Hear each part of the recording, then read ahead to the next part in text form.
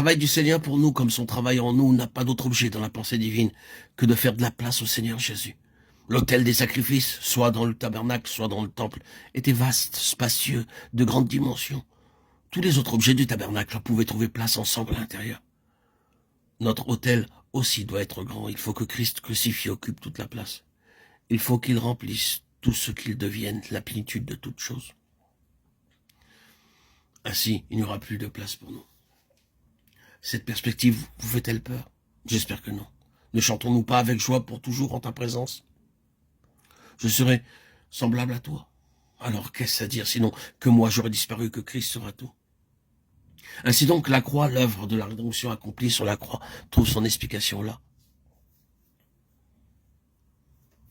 Il faut que Christ soit tout et en tous, afin qu'en toute chose il tienne le premier rang. Colossiens 18, 3, 11. C'est l'explication des chemins que le Seigneur prend avec nous, et qui sont souvent bien étroits. Tels enfants de Dieu sont appelés à traverser des épreuves que d'autres ne connaissent pas. Ils sont tentés parfois d'envier certains convertis qui ont apparemment une vie plus facile. C'est là aussi qu'il faut chercher l'explication des épreuves d'Israël dans le désert. Sous la tyrannie de Pharaon, la servitude l'a arraché des cris d'angoisse et de désespoir. Les voilà délivrés enfin.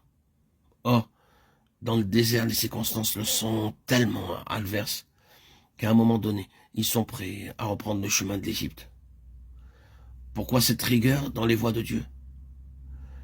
Parce qu'il a une œuvre à faire en eux. Il cherche à occuper toute la place. S'il épuise leurs ressources naturelles, c'est pour leur montrer ce que sont les ressources célestes. S'il brise leurs forces naturelles, c'est pour qu'ils apprennent à connaître la force d'en haut. Tout ce qu'il leur enlève et tout ce qu'il leur donne en échange n'a d'autre but que de les arracher à eux-mêmes, pour qu'ils deviennent, lui, tout en tous. Voilà, bien aimé, l'explication de notre difficulté. Dieu sait quelle est la meilleure manière de traiter les différents cas que nous représentons. Et il varie ses méthodes en conséquence. Il traite votre cas d'une façon et le mien d'une autre.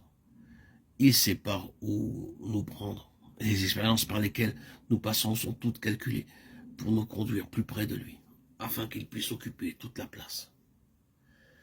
Qu'est-ce que la croissance spirituelle? Qu'est-ce que la maturité spirituelle? Aller de l'avant dans notre marche avec Dieu. Qu'est-ce que cela veut dire?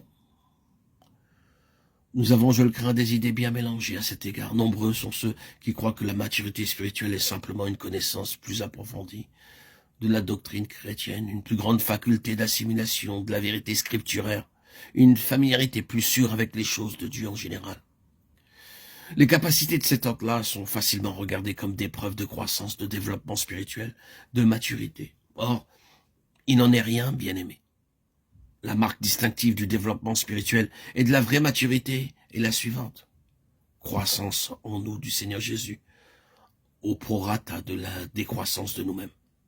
Le voilà le signe de la maturité. Quand on est devenu petit à ses propres yeux, et que le Seigneur Jésus, au contraire, a grandi, on a franchi le seuil de la maturité spirituelle. C'est cela la croissance. On peut en savoir plus long que beaucoup d'autres en matière doctrinale, faire preuve d'une intelligence remarquable de la vérité, même de la vérité scripturaire, et rester néanmoins petit spirituellement, absolument dépourvu de maturité, comme si l'on avait gardé quelque chose de l'enfant. Être ou devenir un enfant, comme Jésus nous y invite, ou rester dans l'enfance, spirituellement, sont deux choses tout à fait différentes. La vraie croissance spirituelle est là, tout entière. Il croit, je diminue. L'accroissement du Seigneur Jésus dans la place qu'il occupe et dans la valeur qu'il prend à nos yeux, voilà la pierre de touche.